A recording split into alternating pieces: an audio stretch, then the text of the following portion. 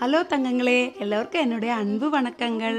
எல்லாரும் மெசேஜ்ல பிட்டும் கடலைக்கறியும் செஞ்சு காமிக்க சொல்லியிருந்தீங்க. அப்போ இதுதான் இன்னையோட பிரேக்ஃபாஸ்ட். இன்னைக்கு அது பார்த்துலாமா? பிட்டுக்கு மாவு எல்லாமே வெளியிருந்து வாங்குற இன்ஸ்டன்ஸ் தான் ரெடியா இருக்கு. கடலை நாளைக்கு பண்றோம்னா இன்னைக்கே ஊற வச்சிருங்க. ஓகே, ஸ்டீமுக்கு எடுத்து வச்சு தேவையான அளவு தண்ணி ஊற்றி உப்பு போட்டு குக்கர்ல ஏத்திருங்க. தென் இந்த பக்கம் பிட்டுக்கு தேவையான தேங்காய் எல்லாமே துருவி வச்சுக்கலாம். தேங்காய் துருவுறது எப்பவுமே எனக்கு அவர் பண்ணி கொடுப்பாரு, அதனால ஈஸியா இருக்கும். துருவி வச்சாச்சு. தேங்காயில தேவையான அளவு எவ்வளோ தேங்காய் வேணுமோ நான் கிட்டத்தட்ட அரை முடி நேர்பை போட்டிருக்கேன். அரைமுடி தேங்காய், கொஞ்சம் வெங்காயம், ஒரே ஒரு துண்டு இஞ்சி போட்டு நல்லா ஃப்ரை பண்ணிக்கோங்க. டீப் ஃப்ரை தேவையில்லை. நல்ல அரோமா வந்த உடனே தேவையான அளவு மிளகாத்தூள், மல்லிப்பொடி போட்டுக்கோங்க. அரப்பு ரெடி ஆயிடுச்சு. தென் இங்க குக்கர் விசில் அடிச்சிட்டு இருக்கு. அந்த பக்கம் தேவையான அளவு மாவு எடுத்து உப்பு போட்டு நீ தேவையான அளவு தெளிச்சு குழச்சிக்கலாம். கையில இருக்க ஈரப்பதம் போய் ட்ரை ஆனவுடனே பிட்டுக்கு தேவையான மாவு ரெடி ஆயிடுச்சு. அதுக்கு இடையில போய் ஒரு டீயை குடிச்சிட்டு வந்துட்டேன் நான்.